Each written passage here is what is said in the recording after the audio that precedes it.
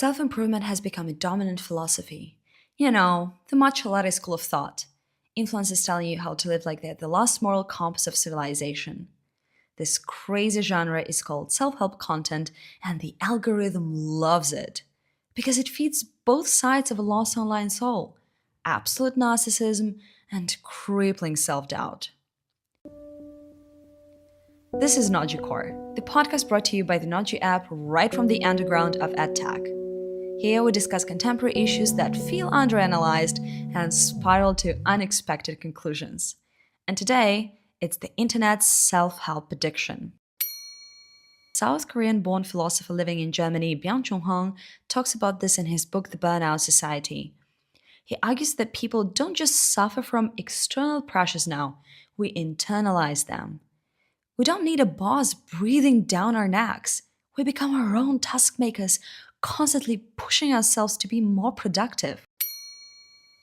In the past, society was organized as a disciplinary society, characterized by institutions like prisons, hospitals, and factories, which enforced obedience through external control.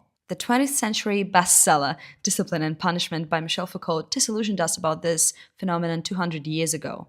Today, this has been replaced by what Hung calls an achievement society, where individuals internalize the drive to achieve, leading to voluntary self-exploitation. We have all become achievement subjects, as we try to extract the maximum benefit from all our activities because achievement has become an expression of freedom. For example, an ambitious professional working 80 hours a week, sacrificing sleep and personal relationships to chase success, embodies this self-exploitation. Hung argues that this is capitalism's latest evolution. Auto-exploitation is more efficient than external exploitation. One key aspect of the modern society that Hung discusses is hyperattention. This is characterized by rapid shifts between tasks and information sources, leading to fragmented perception. One compares this scattered attention to what of wild animals, constantly on alert for threats. We see this behavior in modern multitasking, like constantly checking our devices, scrolling through social media, and replying to work emails all at once. Social media fuels this behavior. According to Hung, this fragmented state of being is incompatible to creating or sustaining culture, engaging in creative work, or maintaining mental health. So, what are the consequences of living in an achievement society, according to Byung-Chul Han? Here's the list: burnout, depression, toxic positivity, loss of meaningful freedom. His quote: "The complaint of the depressive individual, nothing is possible, can only occur in a society that thinks nothing is impossible. No longer being able to be able leads to destructive self-reapproach and autoaggression. The achievement subject finds itself fighting with itself. The depressive has been wounded by internalized war. Depression is the sickness of a society that suffers from excessive positivity. It reflects a humanity waging war on itself." End of quote. Maybe we're not being grateful enough. Maybe the drive for self-improvement is what makes us human and pushes evolution forward. Maybe all those morning rituals, vision boards, and productivity mantras are just the modern equivalent of ancient survival instincts. It's hard to entirely agree with the idea that things have always been this way. But we can find some historical parallels. This obsession with optimization is reminiscent of the Catholic principle of ex opere operato, the belief that correctly performed rituals automatically lead to salvation. Then, the Western Protestant mindset was fueled by the Industrial Revolution, and boom! Work and success became a moral imperative as well as personal growth and self-help tactics. How did self-help content even become a thing? The answer? Dale Carnegie. His book How to Win Friends and Influence People, published in 1936, became a bestseller with over 30 million copies sold, effectively launching the self-help genre. But it wasn't just about social skills. It framed success as a matter of mastering human relations like a salesman. Influence, persuasion, likability all turned into strategic moves.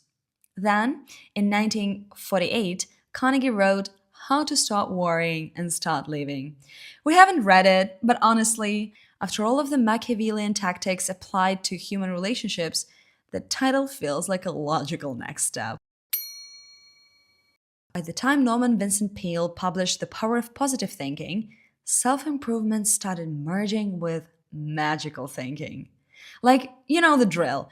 Believe in your success hard enough, and it will manifest. The hard self-improvement work will pay off, as if we are talking about some universal justice. The feeling is crisp clear. We've reached the point in capitalism where practical solutions inspire us less and less because the American dream feels less and less feasible. Unless you're an American psycho. Critical analysis of self-help culture leads to Christopher Lasch, a thinker who doesn't get enough hype, if we don't count the fan account on X called Christopher Lasch's Angry Ghost. So, in 1979, he wrote The Culture of Narcissism, American Life in the Age of Diminishing Expectations, a book that still feels overly contemporary. He wasn't just thinking about narcissism as vanity or ego. No, he meant a whole societal shift towards self-obsession, insecurity, and performative individualism, where we're told to look inward instead of questioning the system around us, the status quo. Lasch saw this as the product of late capitalism, but of course, where we become isolated consumers, endlessly chasing self-improvement and emotional fixes. And this is exactly what modern therapeutic culture feeds on. Find yourself, manifest your dreams, unlock your potential. Lasch would suggest that this mashup of self-help and social sciences dogma makes us feel worse, not better. Instead of connecting with the world, we're encouraged to make ourselves the center of everything, which only deepens our insecurities. What's even worse, according to Lasch once again, is that this obsession with the self empties relationships of real meaning. Everything becomes transactional, including friendship and love. Shout out to our older friend Dale Carnegie. Lasch noticed that self-esteem became a new form of social capital where people measured their worth by how good they felt about themselves. In modern self-help content, we often see the same idea, that happiness and success are tied to how high your self-esteem is, reinforcing the idea that emotional well-being is something to be boosted or managed rather than a deeper, more complex experience. Everything complex is scary because it cannot have a how-to guide to promise you that if you follow the right steps, you'll become happy, successful, or even your authentic self. Okay, the last point inspired by Christopher Lasch. Authenticity becomes something to be curated rather than felt. People aren't encouraged to be genuinely themselves. They're encouraged to craft a persona that fits into the dominant narrative of success and personal fulfillment. This mirrors the way self-help culture often promotes the idea that your identity is something you can construct with the right tools, formulas, or aesthetics. There's a strong tendency to search for a magic pill, whether in the form of good habits, life hacks, how-to guides, technical solutions, or even AI that we've ruminated on in the previous episode. But basically, self-optimization gets addictive. Here's how successful enough YouTuber James Janney described his addiction with self-help books. Self-help makes you feel good, there's no doubt about it. There's this amazing feeling of satisfaction that I felt after finishing the final page of every self-help book that I read. I had a rise in motivation. I felt like I had just completed the level of some video game and my character had just leveled up. You see, after every self-help book that you read, after every self-help video that you watch, there is a surge of dopamine that rises straight into your brain. That feeling of accomplishing something after reading each book made me feel incredible. And after finishing that self-help book, I would go straight onto Amazon and order a bunch of new ones. That cycle would repeat itself many times over. Buy a new book, feel a strong sense of motivation after reading it, and then buy another book, and on and on and on it went. If you still don't see the problem with what's going on here, let's take a look at the addictive side of dopamine. The reason anything becomes addictive is not because of the thing itself. The reason someone becomes addicted to a drug is not the drug, it's what the drug does to your brain. That rush of dopamine is what gets you hooked. And make no mistake, it is easy to get hooked to self-help. Whether orchestrated or not, the self-help world can put you under a massive illusion, the illusion of progress. After reading that book, you feel accomplished. After attending that seminar, you feel accomplished. After watching that self-help video, you feel accomplished. You feel like you've achieved something great and have done something really productive. That motivation lingers in your system, urging you to buy the next book, attend the next seminar, watch the next video. It's only when you take a second to pause and reflect when you realize nothing has changed. What is it other than a coping mechanism to fight anxiety and existential dizziness of freedom? The internet is full of complaints on how self-help ruins lives, from all the POVs. Because everybody can find something on this market, from that girl aesthetic telling you to wake up at 5 a.m. and drink green juice, to alpha male training promising to make you an ultra-productive, emotionally unavailable machine. And don't forget the Californian religion, with healing crystals, morning pages, and grateful affirmations, and all sorts of manifestations. Different bubbles, same principle. Constant self-optimization while feeding insecurities. So, this conventional high-achieving self-help and the so-called alternative self-help teaching you to get easy on yourself. If you go to any large bookshop and you look at the self-help section, it seems that there are almost two kinds of books on offer. The first kind are the sort of Anthony Robbins kind, how to become a billionaire by Friday and all that. And then the other kind are books telling you how to cope with low self-esteem. And I think the two genres are actually intimately related. It's by the time it's Saturday and you haven't become a billionaire that you'll be reaching out for something helping you to feel better about yourself. So. Sometimes it feels great to binge watch or binge read self-help, but let's stay aware of the addictive nature of such content when planning actions starts replacing actual actions. Self-help content is king.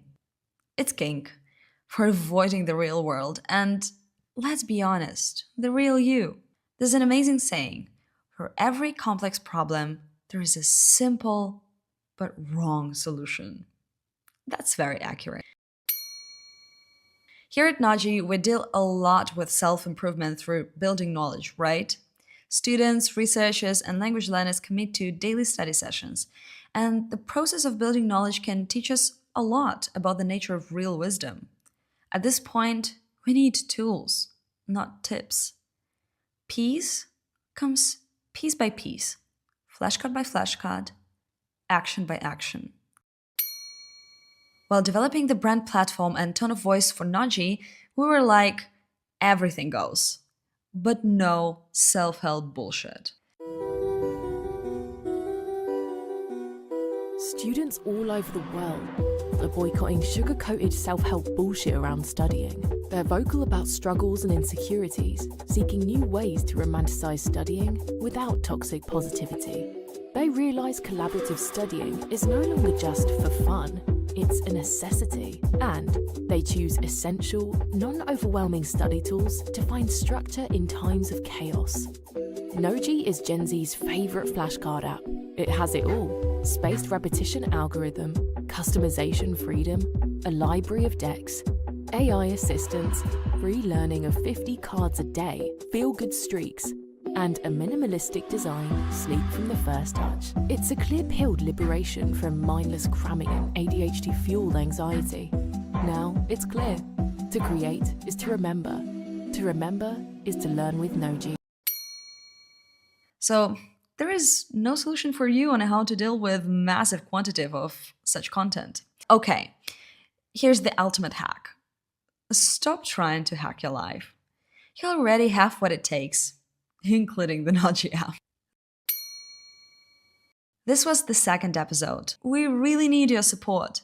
The algorithm hates us for being too human. Listen to the first episode on AI to get the conspiracy of it. And please, please, please do some subscribe, share, like, comment magic to keep the conversation going. We'll be back with more spirals, so stay tuned.